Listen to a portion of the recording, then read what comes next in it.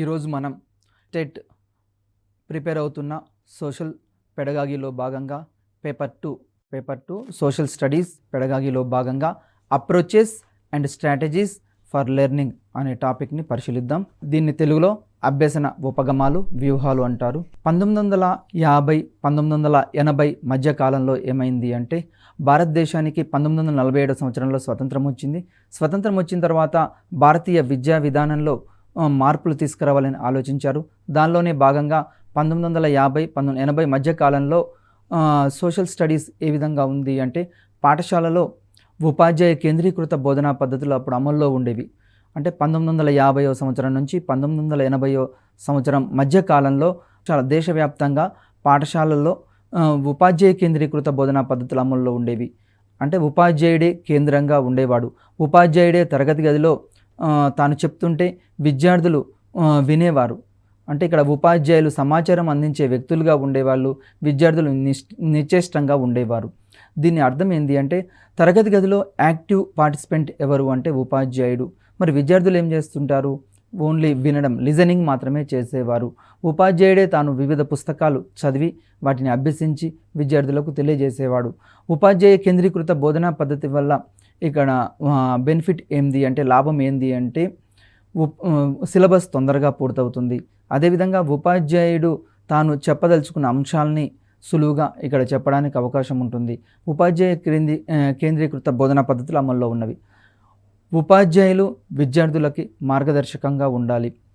ఇంకా 1950 నుంచి 80 మధ్య కాలంలో ఉపాధ్యాయులు ఎట్లా ఉన్నారంటే విద్యార్థులకి మార్గదర్శకంగా ఉండాలి. ఏ కాలంలో అయినా సరే ఉపాధ్యాయులు విద్యార్థులకు ఎట్లా ఉండాలి? మార్గదర్శకంగా.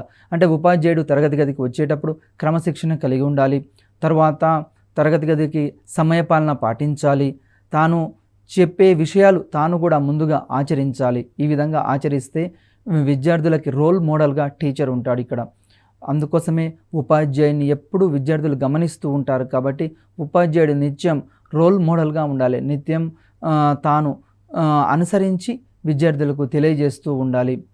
1980 తర్వాత కొంత మార్పు వచ్చింది. 1950 నుంచి 80 మధ్య కాలంలో ఉపాధ్యాయ కేంద్రీకృత బోధనా పద్ధతులు అమల్లో ఉంటే 1980 తర్వాత 1980 తర్వాత బోధనాభ్యసన వ్యూహాల్లో మార్పులు వచ్చాయి. ఇక్కడ ఏమైంది అంటే విద్యార్థులు తరగతి గదిలో భాగస్వాములుగా ఉండాలి. నెక్స్ట్ ఇక్కడ ఏమవుతుంది అంటే 1980 తర్వాత శిశు కేంద్రీకృత బోధనా పద్ధతులు అమల్లోకి వచ్చాయి. దీనిలో ముఖ్యంగా ఉద్దేశం ఏంటంటే విద్యార్థిని కేంద్రీకృతంగా చేసి, అంటే ఎంతసేపటికి తరగతి గదిలో ఉపాధ్యాయుడు మాత్రమే బోధించకుండా విద్యార్థుల్ని కూడా బోధనలో భాగంగా చేయడం. దీని ద్వారా ఏమవుతుందంటే విద్యార్థుల్లో ఆసక్తి పెరుగుతుంది, అభిరుచి పెరుగుతుంది, తర్వాత విశ్లేషణాత్మక శక్తి పెరుగుతుంది, ఆలోచనాత్మక శక్తి పెరుగుతుంది, సృజనాత్మకంగా ఆలోచిస్తారు, విభిన్నంగా ఆలోచిస్తారు. ఈ విధంగా బోధనాభ్యసన వ్యూహాల్లో తరగతి గదిలో ఇక్కడ విద్యార్థులు భాగస్వామ్యం చేయడం జరిగింది. 1980s తర్వాత ఈ మార్పు వచ్చింది. 1980స్కి బిఫోర్ ఉపాధ్యాయ కేంద్రీకృత బోధనా పద్ధతుల్లో ఉపాధ్యాయులు మాత్రమే యాక్టివ్గా ఉండేవాళ్ళు. విద్యార్థులకు ఆలోచన శక్తి, విశ్లేషణ శక్తి ఆ శక్తులు అనేవి తక్కువగా ఉన్నాయి. 1980s తర్వాత ఇక్కడ తరగతి గదిలో విద్యార్థుల యొక్క భాగస్వామ్యం పెరిగి విద్యార్థులు క్రియాత్మకంగా ఆలోచించడం, నిశితంగా పరిశీలించడం ఇలాంటి విషయాలు చేశారు. నిర్మాణాత్మక ఉపగమనం బోధనా వ్యూహాలు. దీన్ని జాన్ డూయి, పియాజే అభివృద్ధి చేయడం జరిగింది. ఈ వ్యూహాన్ని ఎవరు అభివృద్ధి చేశారు అంటే John Dewey. Very very important bit. ఇది చాలాసార్లు ప్రీవియస్ ఎగ్జామ్లో అడగడం జరిగింది. నిర్మాణాత్మక ఉపగమనాన్ని అభివృద్ధి చేసిన శాస్త్రవేత్తలు ఎవరు?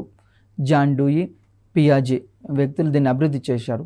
మరి ఈ నిర్మాణాత్మక ఉపగమనం ఏం తెలియజేస్తుందంటే విద్యార్థుల్లో పూర్వ జ్ఞానం ఆధారంగా నూతన పరిస్థితులను అవగాహన చేసుకొని జ్ఞానాన్ని సొంతంగా నిర్ణయం తీసుకోవడమే నిర్మాణాత్మక ఉపగమనం.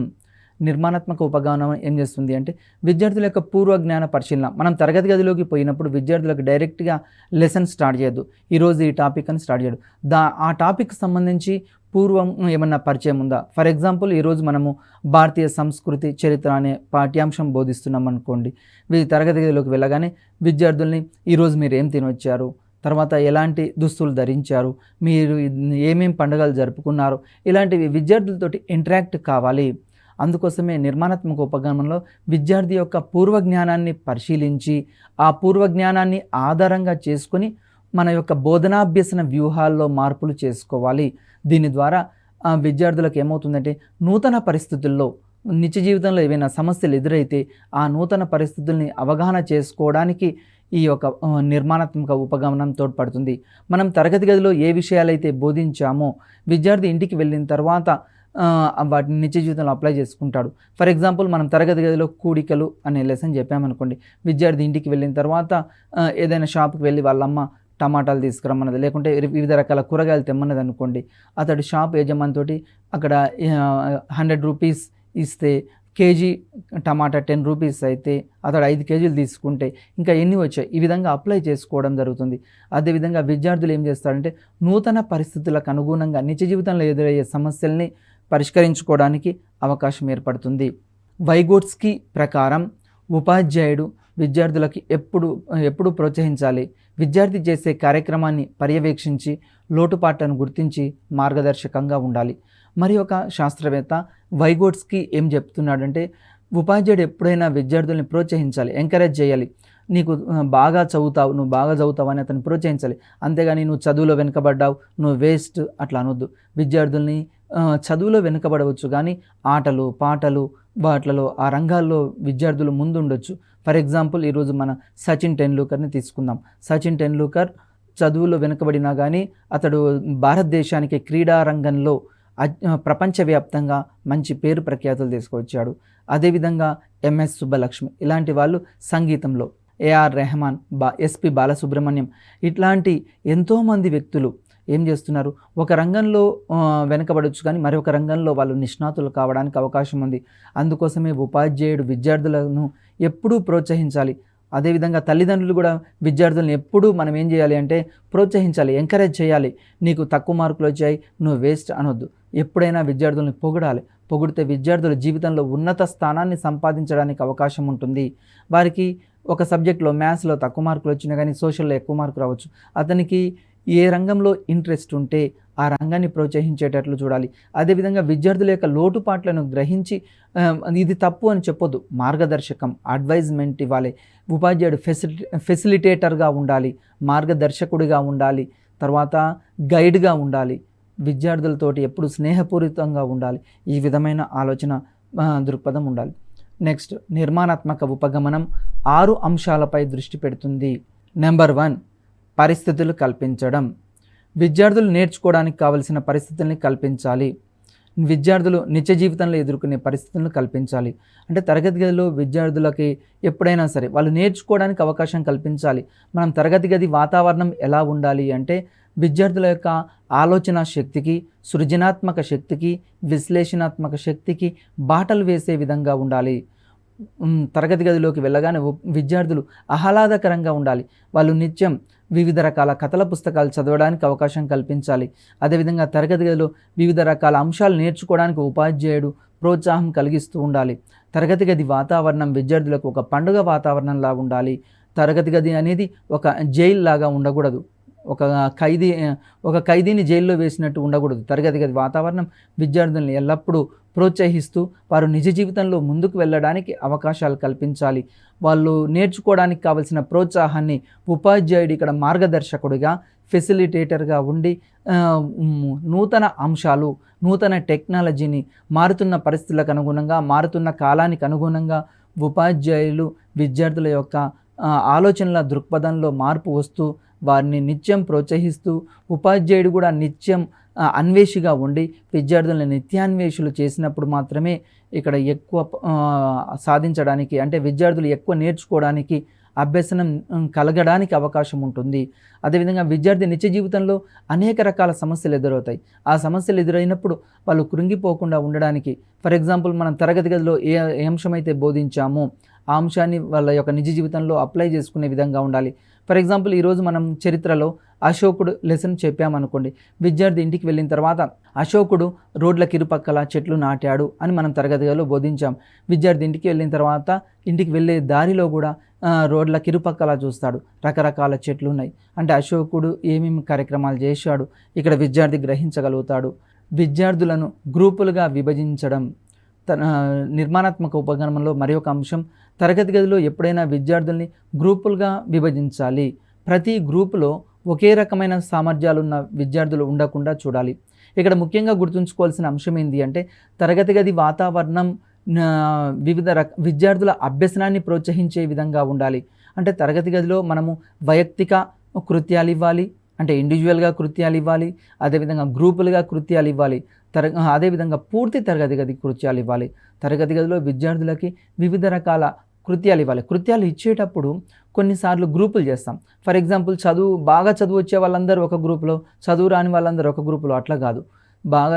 బాగా చదువు వచ్చిన వాళ్ళను ప్లస్ యావరేజ్గా ఉన్న వాళ్ళను ప్లస్ అసలు చదువు రాని ముగ్గురిని ఇక్కడ ఆ గ్రూప్లో ఉండేటట్లు చూసుకోవాలి. అంటే average students, above average students, అదేవిధంగా బిలో యావరేజ్ స్టూడెంట్స్ ముగ్గురిని ఒక గ్రూప్లో ఉండేటట్లు చూసుకోవాలి. అంటే మనం తరగతి గదిలో 4 గ్రూపులు చేస్తే 4 గ్రూపుల్లో ఈ 3 రకాల కేటగిరీల వాళ్ళు ఉండేటట్లు చూడాలి. అదేవిధంగా విద్యార్థులు గ్రూపుల్లో ఎక్కువ పార్టిసిపేట్ అయ్యేటట్లు ప్రోత్సహించాలి. ఎందుకు అంటే తరగతి గది వాతావరణం అనేది ఆహ్లాదకరంగా ఉండాలి. అంటే ఉపాధ్యాయుడు చెప్తూ ఉంటే విద్యార్థి వినడం కాదు, విద్యార్థులే స్వతహాగా నేర్చుకుంటూ సెల్ఫ్ లెర్నింగ్ చేసుకుంటూ కొత్త విషయాలను అన్వేషించే విధంగా తరగతి గది వాతావరణం ఉండాలి.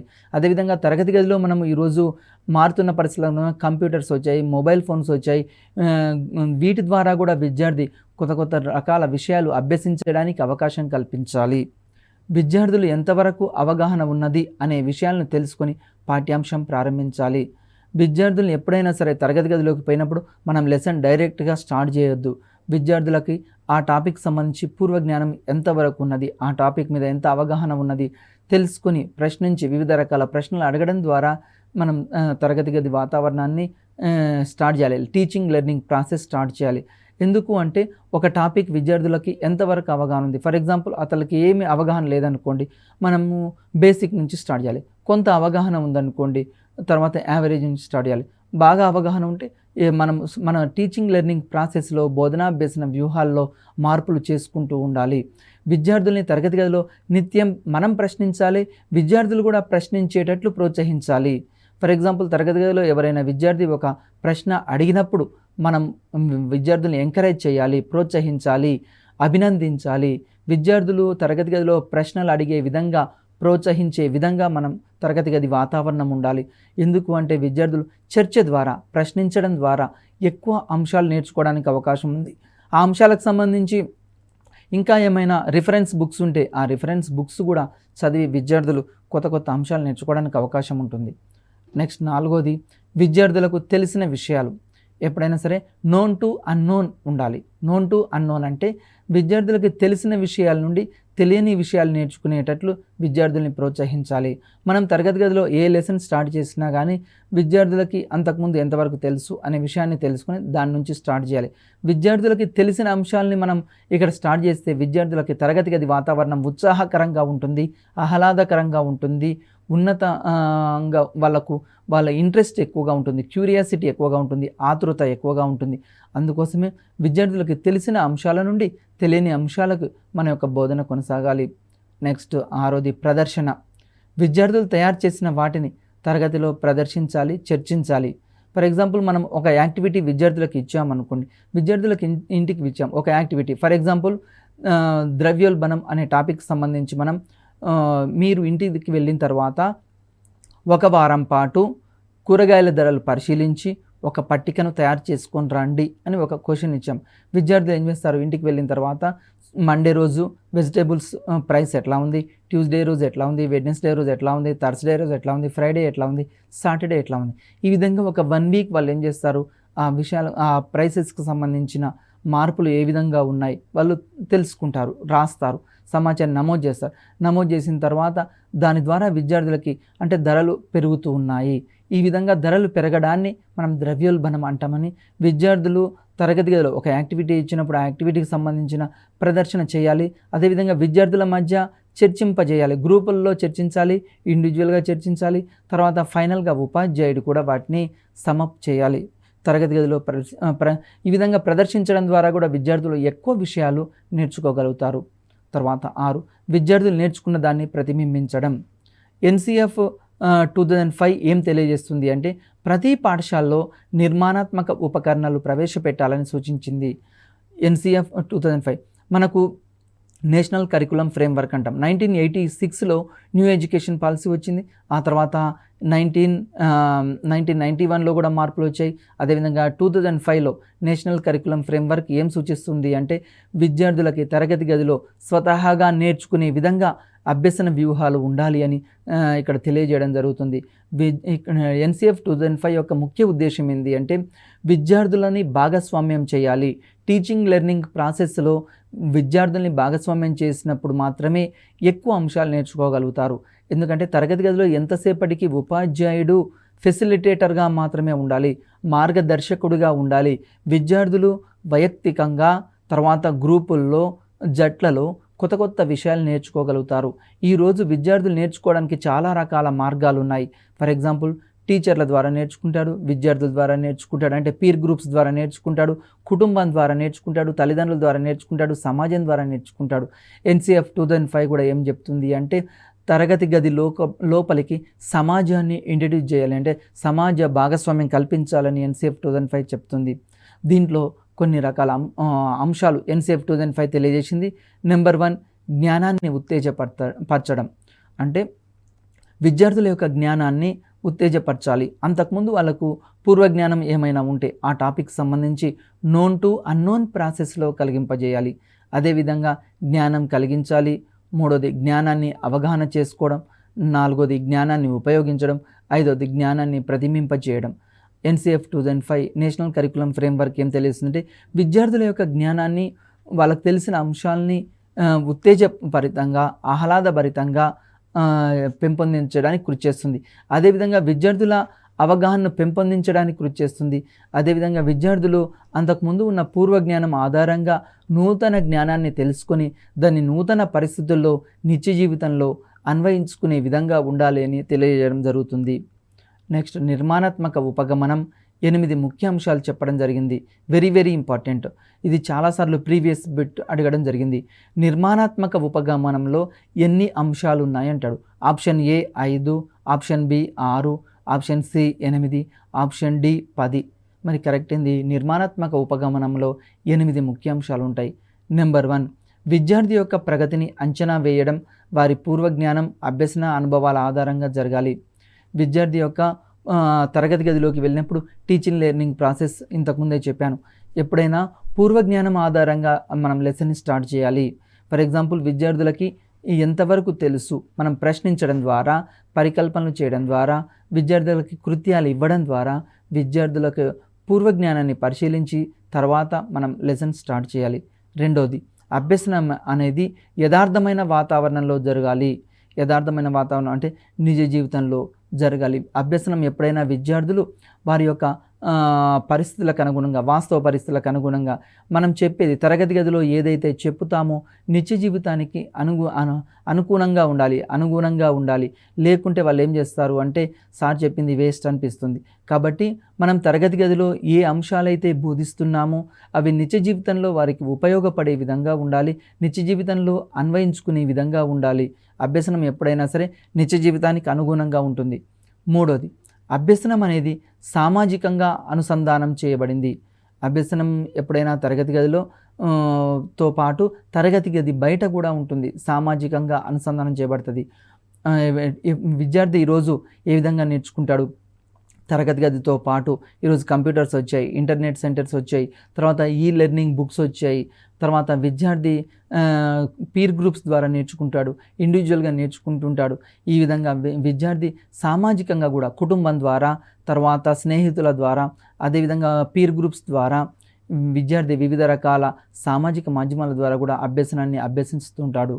నెక్స్ట్ నాలుగోది విద్యార్థులు పూర్వజ్ఞానం ఆధారంగా విషయ పరిజ్ఞానాన్ని, నైపుణ్యాన్ని అర్థం చేసుకోవాలి. విద్యార్థులు ఒక విషయానికి సంబంధించిన అంశము తన యొక్క పూర్వజ్ఞానాన్ని అంచనా వేసుకొని తర్వాత కొత్త విషయాలు నేర్చుకోవడానికి తోడ్పడే విధంగా ఉండాలి. విద్యార్థి ఎప్పుడైనా సరే నిత్య జీవితంలో తన చెప్పిన విషయాల్ని అన్వయిస్తూ పూర్వజ్ఞానాన్ని అంచనా వేస్తూ నూతన పరిస్థితులు ఏమైనా ఎదురైతే ఆ నూతన పరిస్థితులు ఎదురైనప్పుడు ఆ సమస్యకు పరిష్కారం ఏంది అని పూర్వజ్ఞానాన్ని మనం తరగతి గదిలో ఏ విషయం అయితే చెప్పామో ఆ విషయాన్ని ఆధారంగా చేసుకొని నూతన పరిస్థితులను ఎదుర్కోగలడానికి అవకాశం ఉంటుంది. నెక్స్ట్ ఐదోది, విద్యార్థులు స్వీయ నిరూపణ, స్వీయ అనుసంధానం, స్వీయ జాగృతి కోసం అభ్యసనంలో ప్రోత్సహించాలి. అభ్యసనం ఎలా కొనసాగాలి అంటే స్వీయ నిరూపణకు అనుగుణంగా ఉండాలి. అంటే విద్యార్థి స్వతహాగా చేయడానికి అవకాశం కల్పించాలి. ఫర్ ఎగ్జాంపుల్, మనము తరగతి గదిలో ఏం చెప్పాము అంటే భూమికి గురుత్వాకర్షణ శక్తి ఉందని చెప్పాము. అది విద్యార్థి చేసి నిరూపించుకోవాలి. అదేవిధంగా అక్షాంశాలు, రేఖాంశాలు ఉన్నాయి.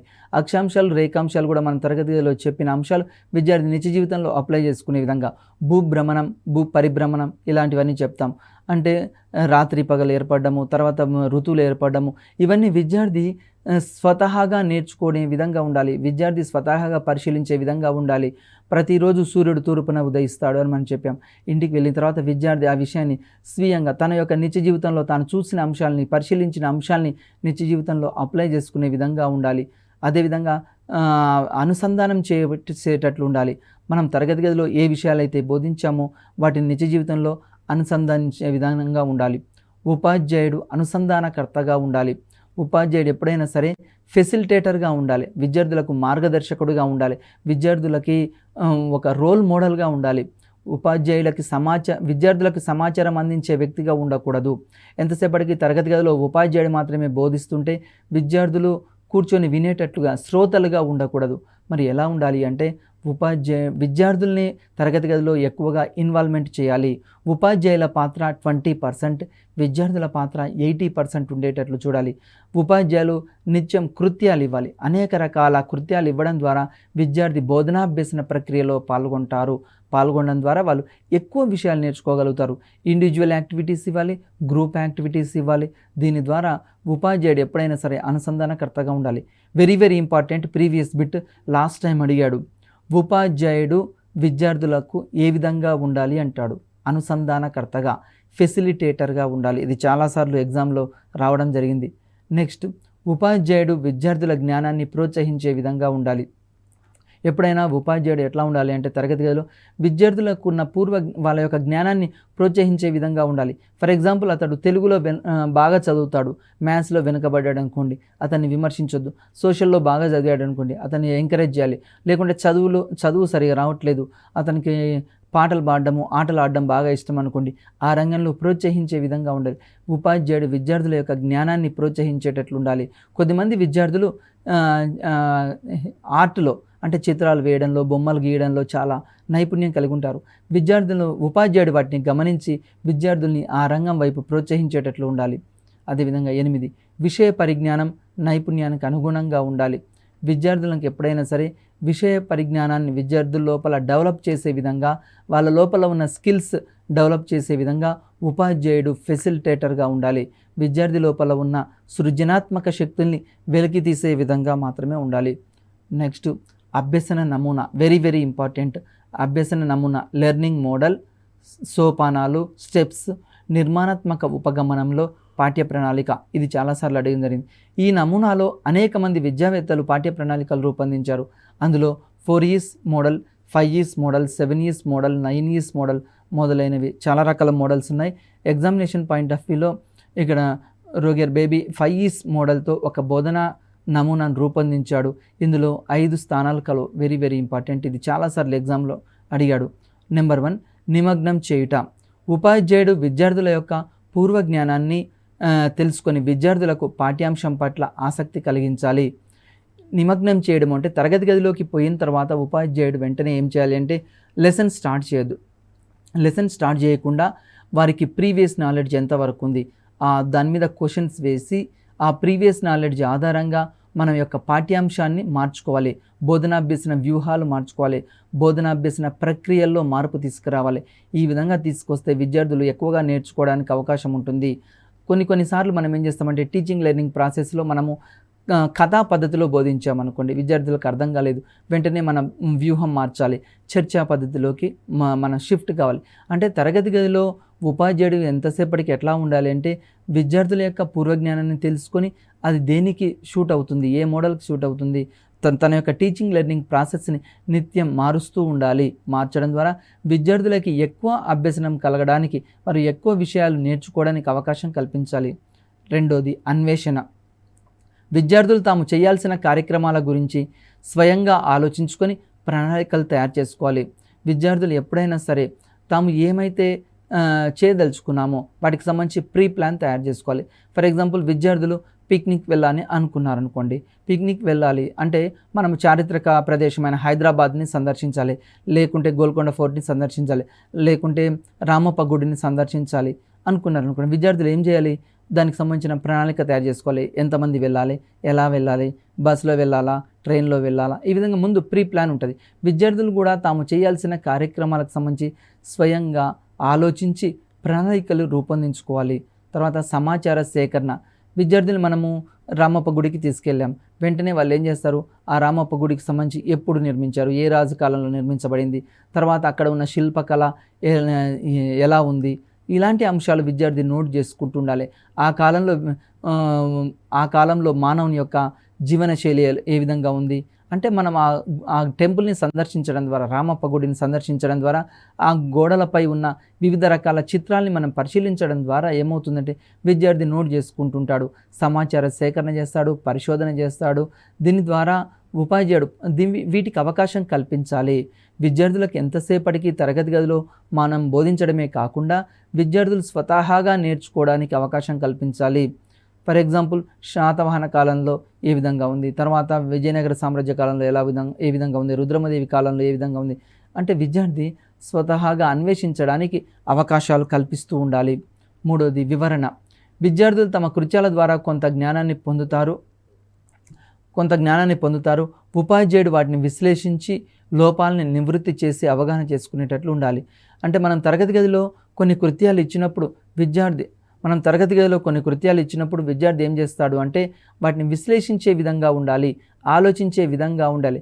అంటే కృత్యాల ద్వారా విద్యార్థులు కొత్త అంశాలు నేర్చుకునేటట్లు, కొత్త విషయాలు కనుగొనేటట్లు, విభిన్నంగా ఆలోచించే విధంగా ఉండాలి. మనం తరగతి గదిలో ఒక కృత్యం ఇచ్చినప్పుడు వాళ్ళ యొక్క పూర్వ జ్ఞానం ఆధారంగా విశ్లేషించి, వివరించి, వివరణాత్మకంగా, సృజనాత్మకంగా, తార్కికంగా ఆలోచించేటట్లు ఉండాలి. వాళ్ళ లోపల ఏమైనా లోపాలు ఉంటే వాటిని నివృత్తి చేసుకొని తర్వాత అవగాహన చేసేటట్లు ఇక్కడ ఉండాలి. నెక్స్ట్ అదేవిధంగా విస్తరణ. విద్యార్థులు తమ యొక్క అనుభవాల ద్వారా కొంతవరకు జ్ఞానం పొందుతారు. విద్యార్థులు ఏం చేస్తారంటే తమకు నిజ జీవితంలో ప్రతి అంశంపై కొంత జ్ఞానం ఉంటుంది. ఫర్ ఎగ్జాంపుల్ మనం ఏమనుకుంటామంటే తరగతి గదికి వచ్చిన విద్యార్థికి ఏమీ తెలియదు అనుకోకూడదు. తరగతి గదికి వచ్చిన విద్యార్థికి అనేక విషయాలు నేర్చుకున్నాడు. ఏ విధంగా నేర్చుకున్నాడు? తల్లిదండ్రుల ద్వారా నేర్చుకున్నాడు, కుటుంబం ద్వారా నేర్చుకున్నాడు, సమాజం ద్వారా నేర్చుకున్నాడు, ఫ్రెండ్స్ ద్వారా నేర్చుకున్నాడు. కాబట్టి విద్యార్థికి ప్రతి విషయం పట్ల కొంత అవగాహన ఉంటుంది. ఆ అవగాహనని మనం ఇక్కడ ఏం చేయాలి అంటే తరగతి గదిలో కొంత జ్ఞానం పొందుతాడు. దాని ఆధారంగా మనం తరగతి గదిలో ఆచరణాత్మకంగా చేయాలి. విద్యార్థికి తెలిసిన జ్ఞానాన్ని ఇక్కడ ఆచరణాత్మక దృష్టిలో ఉండాలి. అదేవిధంగా వాస్తవ పరిస్థితులకు అనుగుణంగా ఆ జ్ఞానాన్ని మలిచే విధంగా ఉండాలి. నెక్స్ట్ మూల్యాంకనం. ఉపాధ్యాయుడు బోధనాభ్యసన జరిగిన తర్వాత టీచింగ్ లెర్నింగ్ ప్రాసెస్లో కంటిన్యూస్ ఇవాల్యుయేషన్ ఉండాలి, నిరంతర మూల్యాంకనం ఉండాలి. బోధనాభ్యసన ప్రక్రియకు ముందు మనం మూల్యాంకనం చేయాలి, బోధనాభ్యసన ప్రక్రియ జరుగుతున్నప్పుడు మూల్యాంకనం చేయాలి, బోధనాభ్యసన ప్రక్రియ జరిగిన తర్వాత మూల్యాంకనం చేయాలి. మనం మూల్యాంకనం చేస్తున్నామనే విషయం విద్యార్థులకు తెలియకూడదు. ఆధునిక కాలంలో అంటే 2009 తర్వాత ఆర్టీ యాక్ట్ ఏం చెప్పింది అంటే సిసిఈని తీసుకొచ్చింది. ఈ సిసిఈ ఏం చేస్తుందంటే మూల్యాంకనంలో సమూలమైన మార్పులు తీసుకొచ్చింది.